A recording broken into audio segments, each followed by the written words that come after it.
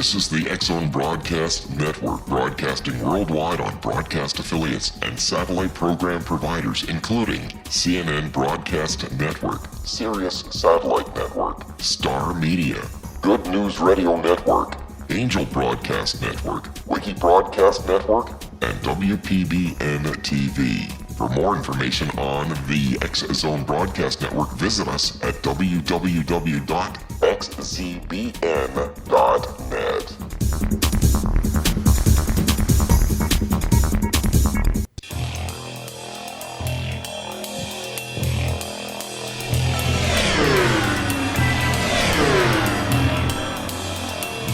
This is A Different Perspective with Kevin Randle.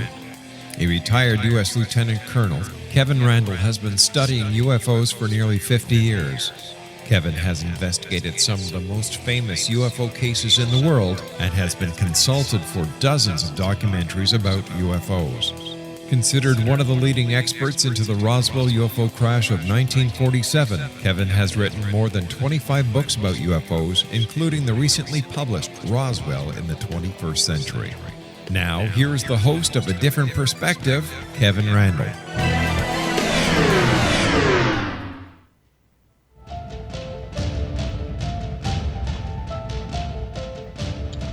And hello once again. We have returned from our 167-hour hiatus with A Different Perspective, and I truly am Kevin Randle. Take no substitutes, I suppose. I am going to be joined by my friend, and I probably should say long-distance friend, Alejandro Rojas, who is the director of operations for Open Minds Production, the host of Open Minds UFO Radio, editor and contributing writer for Open Minds TV, and emcee for the International UFO Congress. He is also a blogger for the Huffington Post. For several years, Alejandro has been official spokesperson for the Mutual UFO Network. I've had trouble with MUFON for quite a long time. Mutual UFO Network as the Director of Public Education. As a UFO paranormal researcher and journalist, Alejandro has spent many hours in the field investigating anomalous phenomenon up close and personal. Alejandro has been interviewed by the media organizations around the world, including the largest cable and network news agencies, with regular appearances on Coast to Coast AM. He has been featured on the Travel Channel, Syfy, National Geographic, and E, and that surprises me, E. And now he is on the greatest of radio programs here on the X-Zone Broadcast Network, A Different Perspective. Alejandro, welcome. Hello. Thank you. I understand that we grew up in the Denver area at different times. Is that correct? That is correct. Yes. I forgot about that. I forgot you were from Denver also. Well, you grew up, I think, on the other side. I was in Aurora, and you were in Westminster or Littleton, or? Yeah, I was out by the hills. So my family was in Denver and Globeville. You know, right at if you're in Denver, near the Mousetrap there. Yes. But I actually went to school mostly out in the West in the foothills where it's really pretty and we don't get to tornadoes or anything, which is nice. So in the Lakewood area, I went to Wheat Ridge High School, actually. But now my family is mostly in Aurora. So out in your old stomping grounds. Well, my sister used to live in Aurora, but now she lives in Centennial, and she didn't move. They just changed the name of the town for some reason. Exactly, and I always get confused in which is where, and so I always refer to all of that area as Aurora still. I think of it that way, too. And, of course, I graduated from Hinckley High School, which at the time was way out in the boondocks on the eastern side of the Denver-Aurora area. Now it's, I think, just built up all around there. So There you go. So now we've reminisced long enough about Denver and done our bit to promote Denver, I suppose. You've been interested in UFOs, paranormal research, and that sort of thing, I assume, for a very long time. And I'll ask you the basic question that annoys the hell out of me, but I'll ask you anyway. How'd you get started? It's funny that you say that because, the first time I have someone on my show, I always like to go over that because it's interesting. But I know what you mean, that people who do a lot of these shows get a little tired of the question. So here's my pat answer for that one. So I did grow up mostly skeptical, but interested. Essentially, in high school, I was into math and science and everything. In fact, my first major was engineering. I wanted to be a rocket scientist. But at the same time, with my roots in Denver and in New Mexico, my roots go back quite a bit. So I still had this, attachment to Native American and sort of Mexican kind of openness to the paranormal and everything. And so I was interested in that. And then really what made me go gangbusters into this was in 2001, the disclosure event that happened that Dr. Greer put together. And those were a lot of great witnesses and people I had never heard of. The disclosure event, you mean 2013 in Washington, D.C.?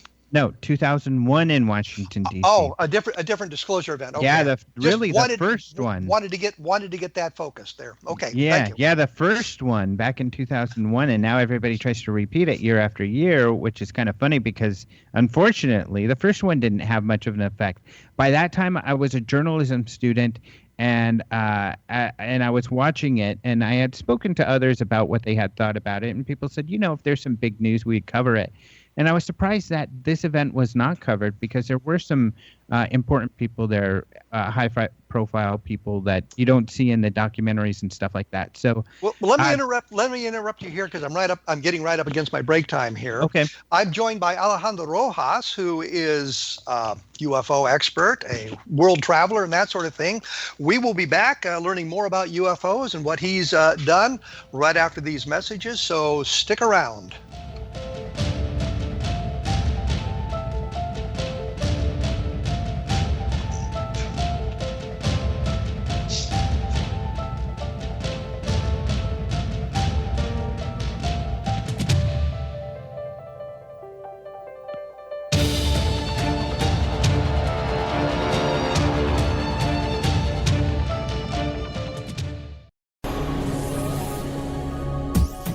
This is the X-Zone Broadcast Network, broadcasting worldwide on broadcast affiliates and satellite program providers, including CNN Broadcast Network, Sirius Satellite Network, Star Media, Good News Radio Network, Angel Broadcast Network, Wiki Broadcast Network, and WPBN TV. For more information on the X-Zone Broadcast Network, visit us at www.xzbn.net.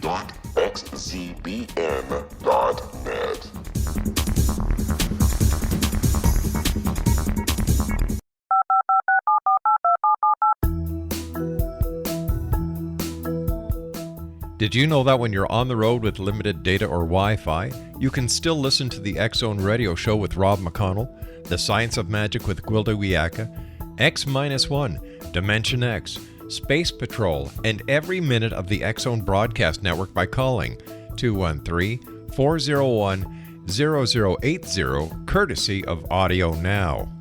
No smartphone, app, or internet needed. It saves your data plan and it's free if you have unlimited minutes. Call 213-401-0080 to listen on any phone, anytime, anywhere. Remember 213-401-0080 for the best of the paranormal, parapsychology, and sci-fi radio programming anywhere, 24/7, 365.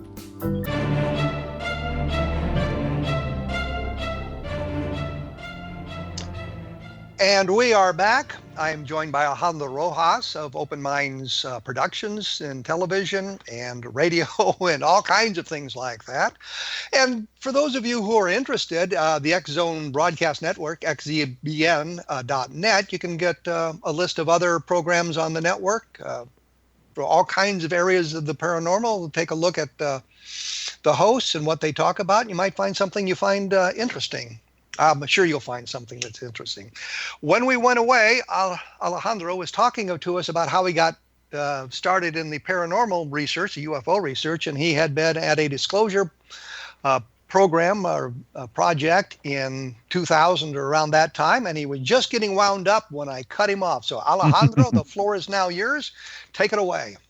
Yeah, well, I saw that event was going to take place, and then it took place, and I was shocked by what little coverage it did get, and there was a lot there that was presented I didn't know.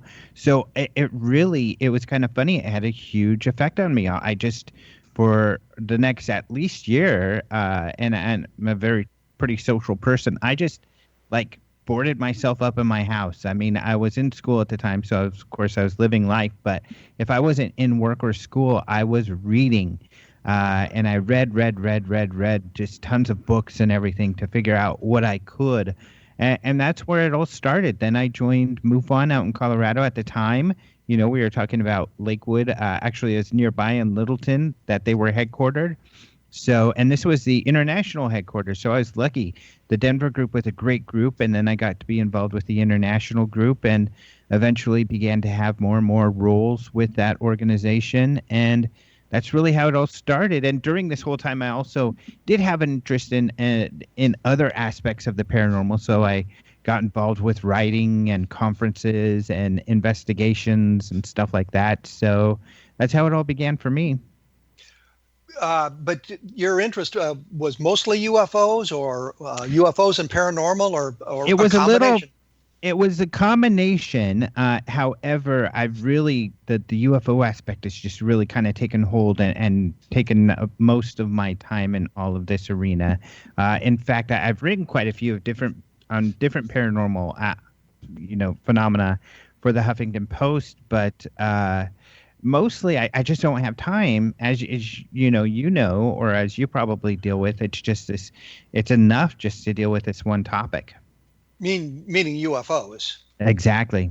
Because there's so many subsets. Mm-hmm. There's UFOs. So much, yes. I mean, you've got crop circles, you have abductions, you have crash retrievals, you have MJ-12, you have all of the contactees, you have all these subsets of UFOs, so it's hard to encompass the entire field and get a good idea of what's going on. When you did your field work, or are still doing your field work, was there a case that was particularly interesting to you that stood out in your mind? Mean as far as, some of the best cases out there type of things? Well, the best case that you've run across, the best case that you've investigated, the one that really kind of excites you. Let's see. It was kind of a combination, and I think that's what really got to me as a MUFON investigator, kind of this death by 1,000 cuts sort of thing. In that you do a lot of these investigations, and now this is something I deal with on a daily basis, is a lot of these cases where it's just anecdotal, or you're dealing with witnesses and you work with these witnesses and they're just very credible, and they've seen incredible things. And although it's just anecdotal, and personally I don't put much stock in anecdotal information, not to say it's false, but just to say it's nothing I can prove. It's not very substantial as far as evidence goes. But as far as my personal beliefs, it does. And I think a lot of personal beliefs of people out there, it does have an effect on your personal beliefs, and it can be substantial in that matter. But of course, when I'm thinking about overall, I'm thinking about how do I prove these to my colleagues in journalism? Is this substantial enough to the mainstream? And in that aspect, anecdotal information is not. But yeah, kind of a death of 1,000 cuts sort of thing. So a lot of great cases that I had looked into, and some mind-opening. I thought abduction ideas were weird and fringe, and even now it's a big mystery to me. But I've met a lot of very credible people who have some incredible things to say, who seem to genuinely believe what they're saying. So So those were really interesting. And then, and in light of full disclosure, it was interesting to get involved with the Stan Romanek case. And of course, there's a documentary, and I can be seen in it, that is on Netflix now. Unfortunately, he has been less than honest. Give us a little background on the Stan Romanek case, because I'm sure there's people out there who are not that familiar with it. Yeah, and this is what a lot of people don't know even now, because unfortunately it gets lost. It started with a couple of very interesting sightings. In fact, the first sighting he captured on video was in Lakewood, and he was at a park, and this orange orb flew over, and he caught it on video, and there were dozens of witnesses at this park that saw this blinking orange orb float over, and it seemed to be, under control. This same object was seen soon after. It even, these witnesses, again, several witnesses that I've spoken to, And these witnesses talked about how it went over them. One of them flashed a light at it, and it moved. It reacted to the light. It moved up, and then it continued moving along. So really credible sightings. Then this guy, he had these videos of these alleged creatures and stuff like that. I got to know him and his family very well.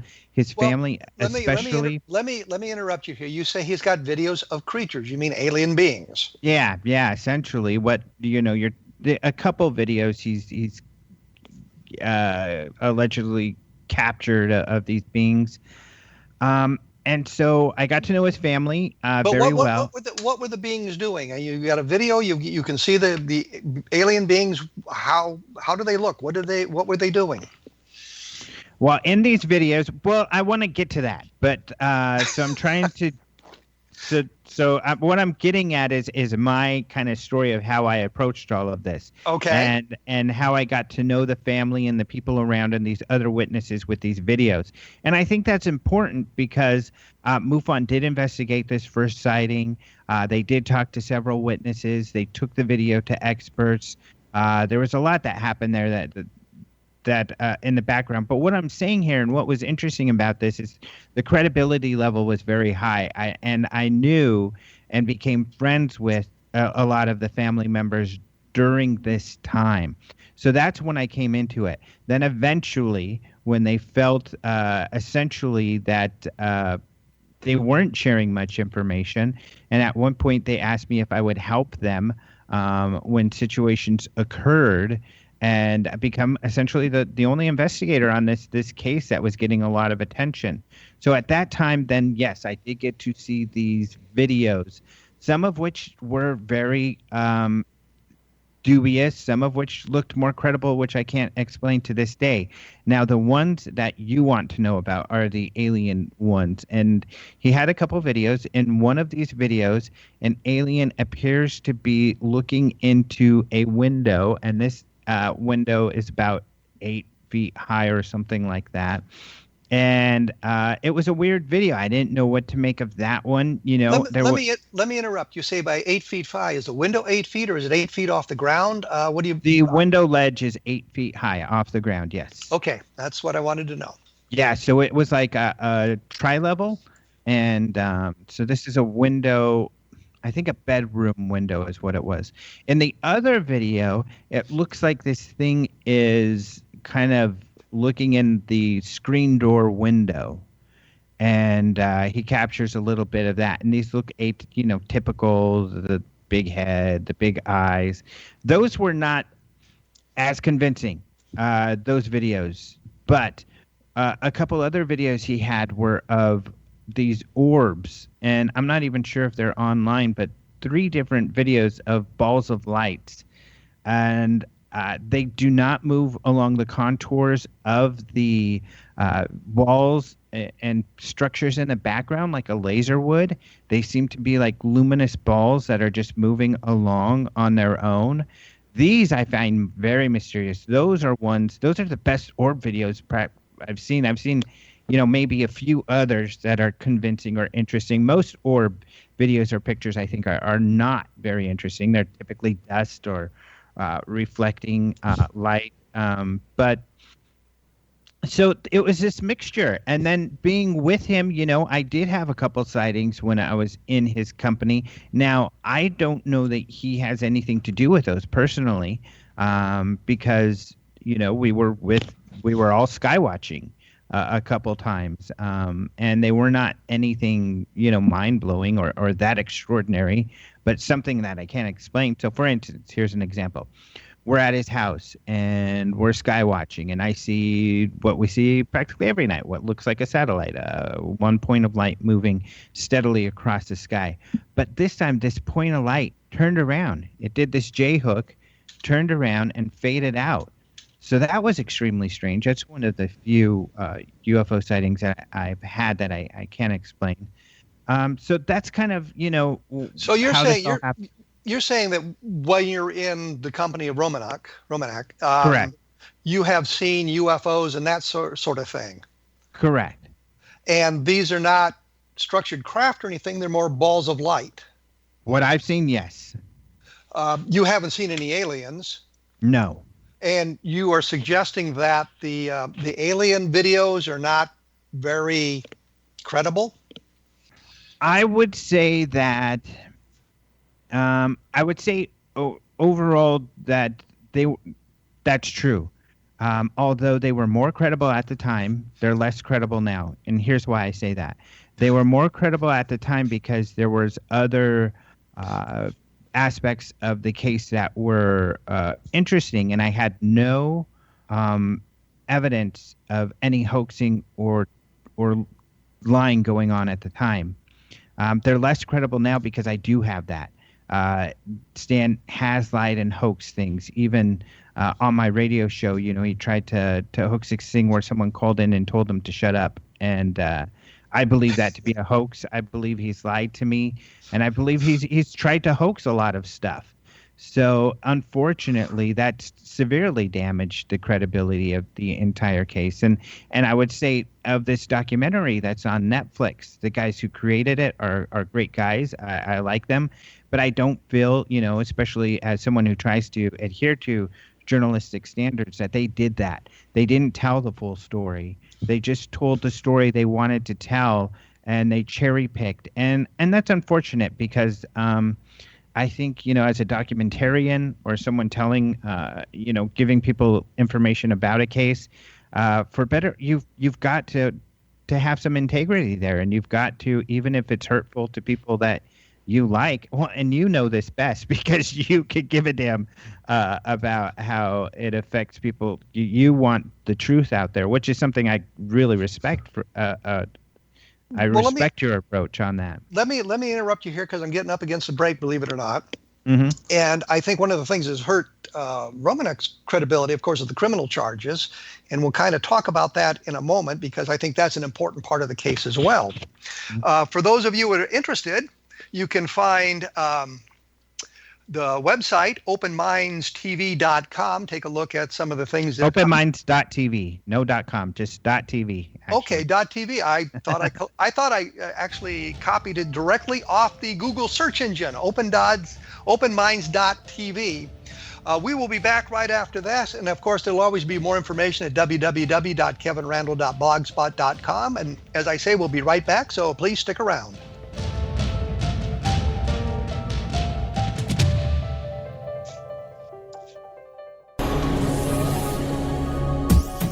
This is the X-Zone Broadcast Network, broadcasting worldwide on broadcast affiliates and satellite program providers, including CNN Broadcast Network, Sirius Satellite Network, Star Media, Good News Radio Network, Angel Broadcast Network, Wiki Broadcast Network, and WPBN TV. For more information on the X-Zone Broadcast Network, visit us at www.xzbn.net.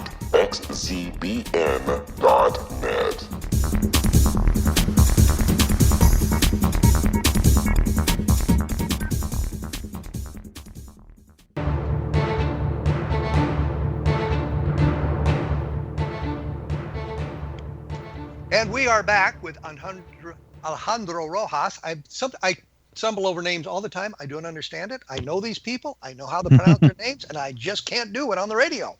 I do not know why. We're talking with him. And as we made it clear on the last segment, it's openminds.tv if you want to learn more about his website and that sort of thing. We were talking about this Stan Romanek guy and his UFO sightings.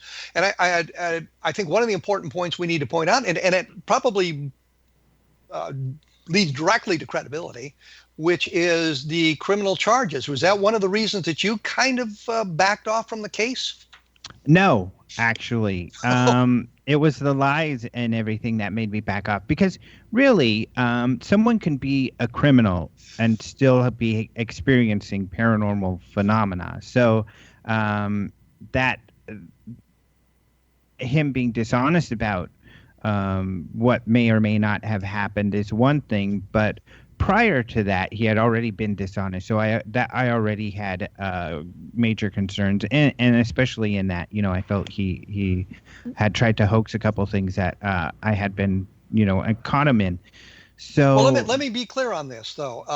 what you're saying is the criminal charges, if somebody has criminal charges leveled against them, it does harm their credibility. But for you, in this particular case, it didn't make that much of a difference because you'd already run into other problems with the stories and the information he was submitting. Exactly. So, yeah. So that's it in a nutshell. And if you can tell, I'm a little uncomfortable talking about the whole affair. But now that this video is out there, and not just that, it's you asked the question of early cases that had an effect on me, and that certainly did. And it's important to be, I guess, to give full disclosure. So yeah. So for better or worse, that is a case that was. Well, didn't he also have an alien implant that he was going to give to ABC News or somebody to take a look at? And when it came time to produce the implant, he said it had disappeared? No. Well, I shouldn't say no. Now, this is...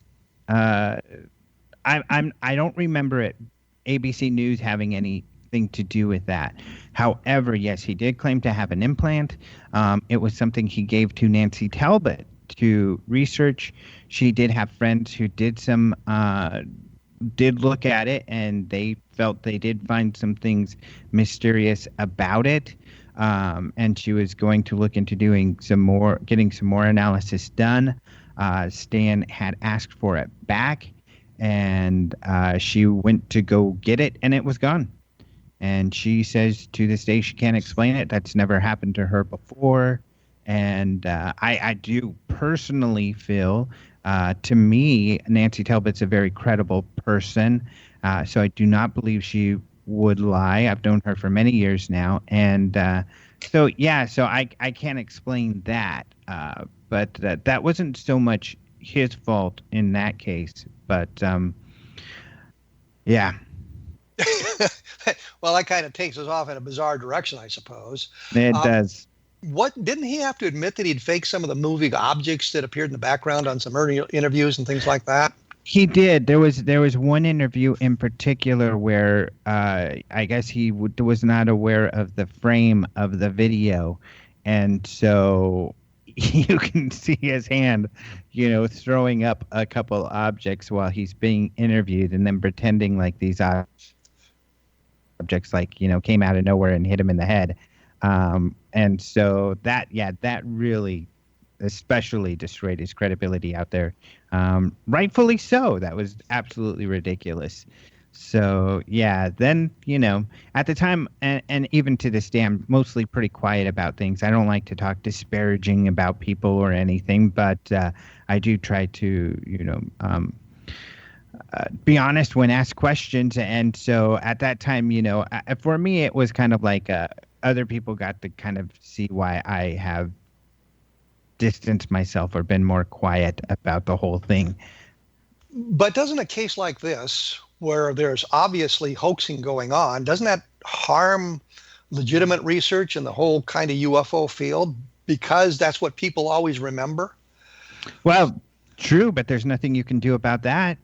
There's lots of cases that are like that. You've ran into so much of that with Roswell. So it's one of the difficult things about this field is there's much more static than there is, signal, and so it's difficult to weed through all of that, and it takes discipline and rigor to be able to be careful about what's signal and what's noise, and that's something that you're very good at, and it's difficult to do, and most people are kind of cognitively lazy, I think, and that they don't seek to do that, and I'm not sure that it's so much cognitive laziness as it is just a will to believe.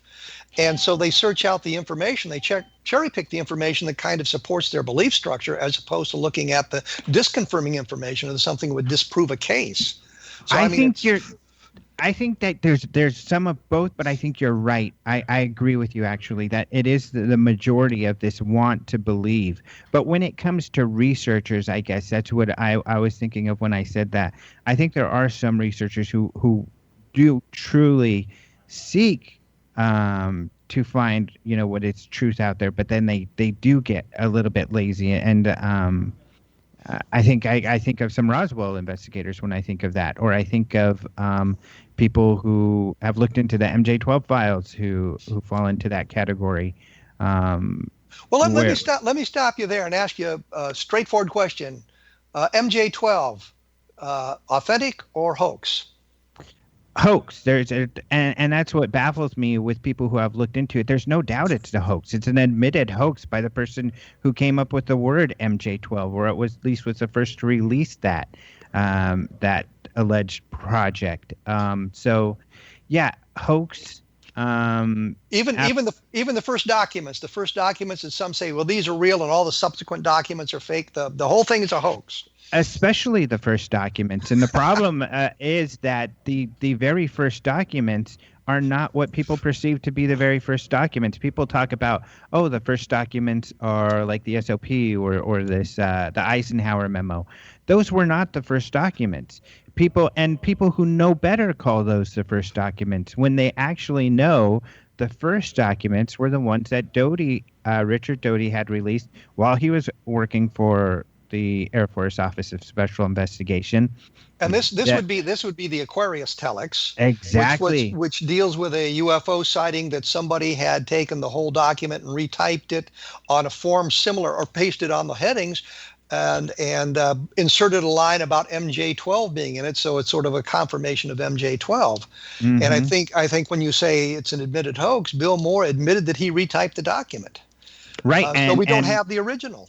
And Richard Doty has said that he knew it was not real, that he claimed it was just information that the government wanted him to put out, which we don't know for sure. But regardless, the people involved with this document say it's a hoax. And I'm going to interrupt here again, because you say, Doty put it out, maybe officially, but maybe not officially. It might have been something that Doty had kind of cooked up on his own. I think that's possible. We don't know for sure that isn't the case. I think when you look at the Aquarius document he provided to a man named, Paul Benowitz, who he was trying to make believe, give him information to believe there are UFOs and aliens and stuff like that. If you look at that document and the documents that he released during that period of time, they're terrible. They're written poorly. The grammar's ridiculous. Even the stories inside that are contained in these documents are absolutely ridiculous. I think the information he then, brought Linda Howe to Kirtland Air Force Base, and then gave her this ridiculous information, all of it, which is really silly. And I think let me interrupt here one more time, and I hate to do this, but I want to point out, I think Linda Howe reported accurately what she was told by Doty when she went to Kirtland. It just doesn't have any bearing on reality. He was making the whole thing up, and she believed he was telling her the truth from inside sources. I agree 100%. And what's interesting, I find, and I'd love to hear your opinion on this, is as soon as Bill Moore, the author, got involved and started to work with Doty, these documents were much more well written, much more sophisticated, and there was a major change at that point, I felt, which to me is evidence of then Moore participating with Doty in the creation of these documents, even though they both say that it was some mysterious DIA agent, or this person's background has changed throughout the years.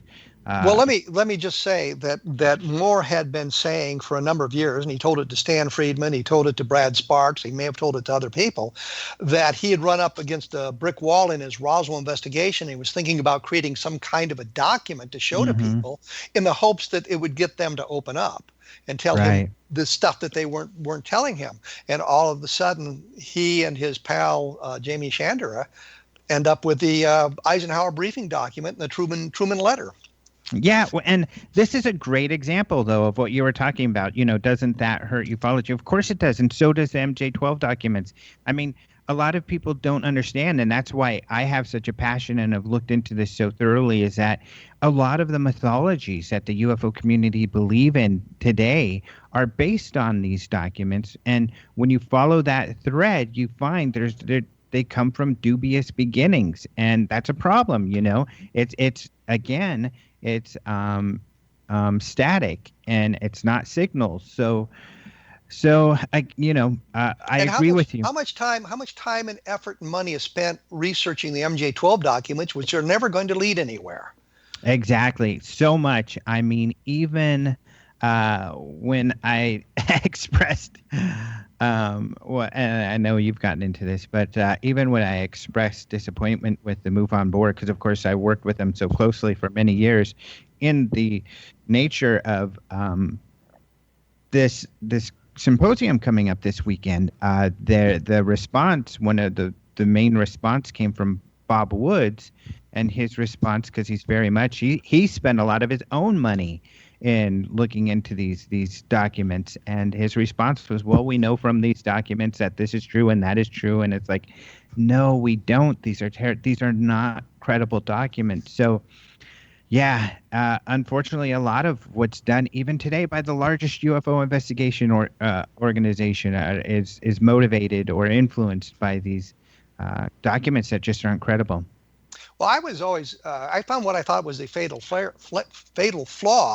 in the Eisenhower briefing document, which was the El Indio Guerrero UFO crash of December 1950, and it's told by a guy named Robert Willingham to Todd Zeckel, who told it to Bill Moore, and shows up in the Eisenhower briefing document. But it's clear to anybody who's paid any attention that Willingham made up the story. He was not an Air Force fighter pilot as he claimed. He was not an Air Force colonel as he claimed. And yet here's this story in the Eisenhower briefing document as if it's legitimate. And if Willingham made up the story, then that just kind of kills the entire Eisenhower briefing document as far as I'm concerned. Mm-hmm. That's a great point, and others have pointed out, and I've even asked Stan Friedman about this on video and in interviews, that the list of characters supposedly in MJ12 was a list that he and Moore had came up with while speculating. Let's explore that in just a few minutes, because we're right up against the break again. Okay. This is, in fact, a different perspective. I am with Alejandro Rojas. We will be talking about MJ12 and the cast of characters when we come back, and take a look at www.kevinrandle.blogspot.com, and we will return shortly.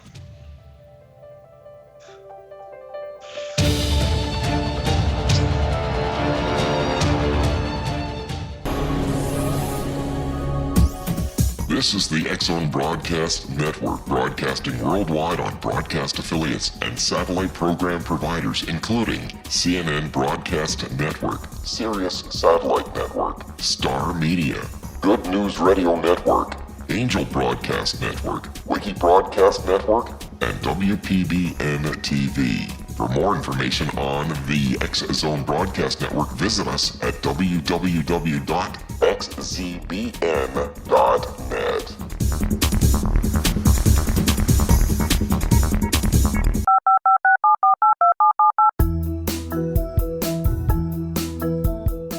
Did you know that when you're on the road with limited data or Wi-Fi, you can still listen to the X-Zone Radio Show with Rob McConnell, The Science of Magic with Gwilda Wiyaka, X-1, Dimension X, Space Patrol, and every minute of the X-Zone Broadcast Network by calling 213-401-0080, courtesy of Audio Now.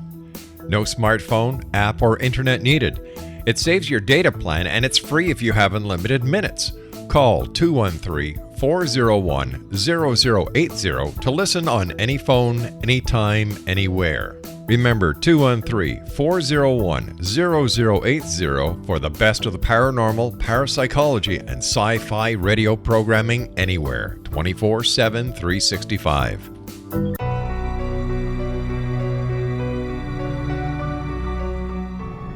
I am back on a different perspective with my guest, Alejandro Rojas. We were talking about MJ12.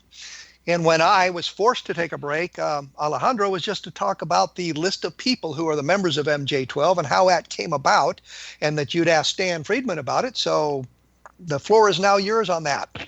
Yeah, so I asked Stan, I've heard that, and looking into this, it looks like you all had come up with that same exact list, you and Bill Moore. And he said, yeah, we did. And I was like, well, didn't that seem suspicious to you that maybe Bill Moore had taken your conversations and put that in the documents? And he said, no, to me, it confirmed that we were right when we suspected this.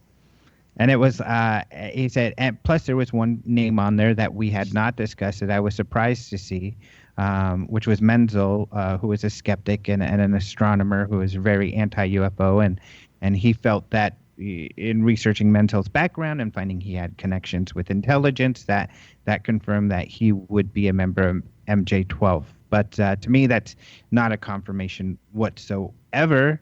Just because someone's involved with intelligence doesn't mean that they're involved with hiding, government secrets around aliens and UFOs. So, but if you go back into that time frame, which was the 1940s, almost every scientist you can name would have had some connection with the government during the Second World War, and a lot of them who were involved with code breaking and that sort of thing, which put them into the intelligence category.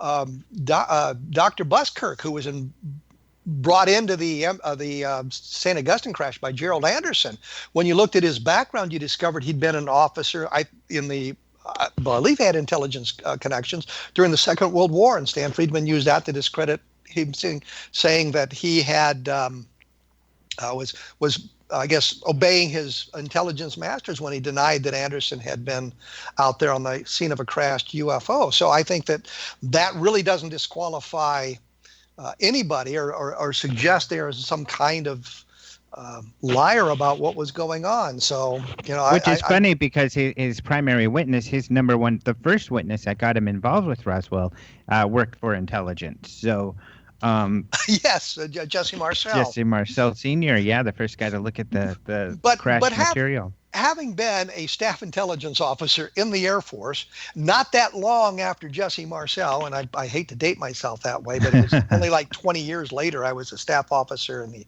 intelligence.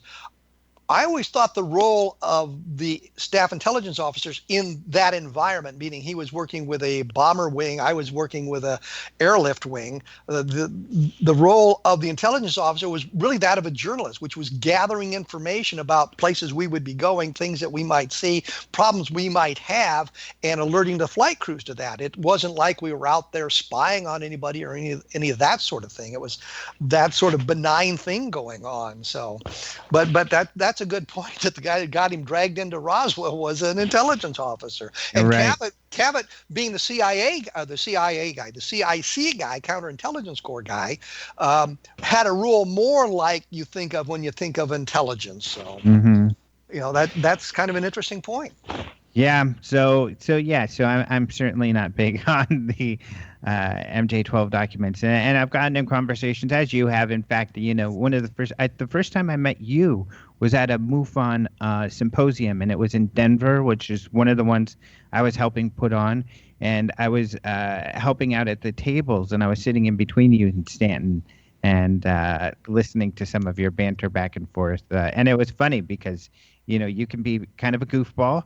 And I was like, who is this guy? It was really funny. You were cracking me up. Well, that's my job, and I don't do enough of it here on the radio program, I'm afraid, because we just don't have time to kind of do that. But I take the phenomenon seriously, but sometimes you just have to make fun of it. Yeah. And I know one of the things that I was showing Stan at that conference was a document from the Navy SEALs website, their Hall of Shame. And it had Gerald Anderson on it because he'd claimed to be a Navy SEAL and there was no evidence that he was. And I thought, doesn't that hurt his credibility? And Stan said, well, he just wasn't sure about that. And he was going to look into it. And I had the document right there to show him that was a screenshot from the website. So, you have to look at all of that stuff. And I think that, the backgrounds of people, when we look at them, we've got to look at the backgrounds of the people who are telling these tales to be sure that they haven't made up stuff in their background, like Anderson being a Navy SEAL or Frank Kaufman being an intelligence NCO when he in fact was in administration and that sort of thing. You have to look at that sort of thing and apply that to the stories they're telling to determine whether or not it is something that's authentic. Yeah, and that's the danger of wanting to believe, and I think that's just something we always have to police ourselves on making sure our biases are not getting in the way. What we want is not something, that we're not cherry picking information, and that can be difficult. And I think I'm aided in that I don't want to believe, and so many I think do, and that can be troublesome, and we have to be careful of that. I really am not married to whatever outcome or whatever the information shows me. I just want to know more than anything. One of the things that tripped me up at the beginning of the Roswell investigation was we were talking to these military people, and I would believe that what they were telling me about their military careers. I just couldn't believe people would be making that stuff up. And then it's shocking. I found a book called Stolen Valor, and you just read about these people who have come out and claimed to be great heroes. The most decorated guy, I think, in the Delaware National Guard turned out to be a complete fraud. He was wearing a whole bunch of medals and telling stories that just simply were not true. I didn't think people would go to that length. I know about war stories and you kind of embellish things and that sort of thing, but that's really different than saying, well, I was a high-ranking officer like Willingham did. So I was a high-ranking officer in the Air Force. I flew fighter jets and I saw this UFO crash. That's completely different than kind of embellishing a war story that you were technically involved with. So I just was surprised by that. But that's why I now check the backgrounds of people who tell me that they have military careers. I attempt to check it out to make sure that they're not falsifying that. Because it's true, you really can trust no one, especially when you're seeking answers, and in a field like this. Because I have a background. I have a degree in psychology, and it's industrial psychology, and I have a real interest, and it pertains to this field and false memories and lies and the way the brain works to create these sort of fantasies and stuff like this. And it was shocking to me when I discovered and saw the work done on how many people claim to have a military background who do not. And in this field, people will say, well, why would that person be motivated to lie? Why would this person be motivated to make up these big elaborate lies? I don't know why they would be motivated to do it. However, I know many, many people do, because we've been proven over and over and over again that people have done it. I don't know why they do it. I think part of it is draw the spotlight. If I tell a wild enough story or an interesting enough story, I'm going to get on television. I'm going to get invited to be on radio programs, and that's a very powerful draw in and of itself. It's not really monetarily driven. It's just psychologically driven. And this comes back to something when we talked about Romanek and this idea of what Ben Hansen calls legendizing. So he was on that show, Fact or Fake. Great. Yes. He's got an FBI background. I love this guy. He's a good friend of mine. But he talks about legendizing, and he applies it to like the Romanek case, in that maybe he really did have a couple exciting, really good videos that he captured of UFOs. And, he loved that spotlight, and so then began to crave that spotlight and manufacture situations to keep himself in that spotlight. And I think that kind of does happen. And I love that term, then, legendizing. Well, you've actually described Willingham, who had the original story of seeing the UFO crash on the Mexican-Texas border. But by the time he was done spinning his tales, he'd been involved in 7 investigations of UFO crashes. And so it wasn't just the one story. Now it became many, many more stories about crashes and that sort of thing. So I think that's a wonderful term for explaining part of this phenomenon we deal with. Right. Yeah. So wild. We're just really running out of time here again. Is there at your website, openminds.tv, they can take a look at your background, and there's a lot of stories that you've written about UFOs and that sort of thing there? Oh yeah, tons of stuff. We update it daily, where we update it with UFO News Daily. Surprisingly, I always comb the headlines out there, the mainstream media headlines, and post those on a daily basis regarding UFOs and astrobiology and things like this. And surprisingly, there's a lot of stuff out there, and a lot of it is, mainstream media taking sightings and such seriously. So we have that on a daily basis. We have sighting reports from MUFON that we post there, and other investigations and news as it comes up that we have on our website on a daily basis. So yeah, at openminds.tv. And then we also have, of course, the UFO Congress. So it's we've won the Guinness World Record for the largest UFO conference, and that's a really fun event that happens in February here in the Phoenix area, which is perfect place to be in February because the weather is great, unlike many places in the country. So yeah, you can find out about that at ufocongress.com. Well, thank you, Alejandro. We've had a wonderful conversation. It went by way too fast and went into areas I didn't expect it to go. And there were things that I wanted to ask you that we just getting done. So I'm sure that we can get you back at some point in time to chat about some of that stuff. Definitely. I'd love it. Okay. Well, thank you very much for being with us today. Thank you. For those of you who are interested, we'll be putting up some information at www.kevinrandle.blogspot.com. And for those of you who are interested in the Roswell case, as I always say, take a look at